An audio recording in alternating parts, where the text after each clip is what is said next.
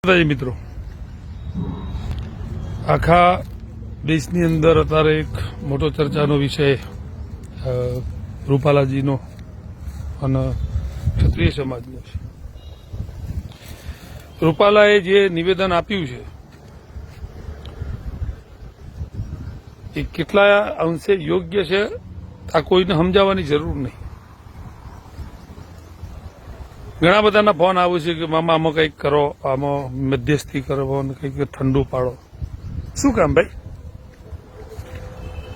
અને મારા માટે તો આ એક વિઝન જોવાનો સમય છે. હું જે હંમેશા કહું છું કે હિન્દુત્વ બચાવવા માટે ક્ષત્રિય સમાજે એક થવું પડશે. આજે એક થવા માંડ્યો છે. મારા માટે તો એ સારી વસ્તુ છે. હિન્દુત્વ જે બચાવી શકે એવો સમાજ છે, એવો જે મને દ્રઢ વિશ્વાસ છે ને, એ સમાજના પોતાના ઉપર જયારે આ આવી પડ્યું છે ને, પોતાનું અસ્તિત્વ સાબિત કરવાનો એક બેસ્ટ સમય આવ્યો છે આ સમાજે. તો એની અંદર મધ્યસ્થી કે પતાવવાની વાત ના હોય.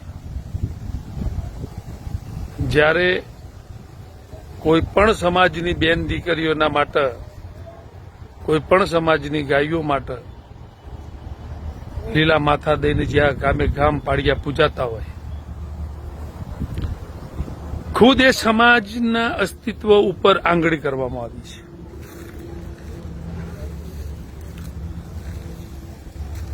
એટલે આમાં હું તો જોઉં જ છું. અને આ સમાજ માટે પણ એક સારા ન્યૂઝ કહી શકાય કે આ સમાજ માટે પણ કે તમારા સમાજનું અસ્તિત્વ બચાવવા જો ક્ષત્રિય સમાજ મેદાનમાં ના ઉતરી શકતો હોય તો સમાજે પણ મનન ચિંતનની જરૂર છે. આ અસ્મિતા ઉપર આવેલો પ્રશ્ન છે. સાબિત કરવાનો એક સમય છે. ક્ષત્રિય સમાજ કાલે મહાન હતો ને આજે મહાન છે. હજી લોહીના ગુણ નથી ગયા. એટલે આ સમય દરેક સમાજે ક્ષત્રિય સમાજના સાથે ઉભા રહેવાનો સમય છે. જે સમાજો માટે ક્ષત્રિય સમાજે બલિદાનો આપ્યા છે એવો કે સમાજ બાકી નહીં કે આ સમાજને નહીં આપ્યા. તો આજે એ સમાજોએ પોતાનું ઋણ અદા કરવાનો સમય આવ્યો છે. કદાચ ઋણનું વ્યાજ ચૂકવવાનો સમય આવ્યો છે. તો જે ઘટનાક્રમ બની રહ્યો છે એને એકલા જોવાનો સમય નથી, સહયોગ આપવાનો પણ સમય આવી ગયો છે.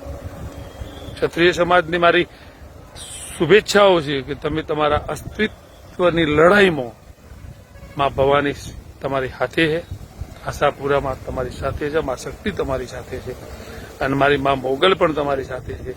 જ્યારે વાત તમારા સમાજના અસ્તિત્વની છે ને તો વિજય તમારો જ થશે. જય માતાજી, જય ભવાની.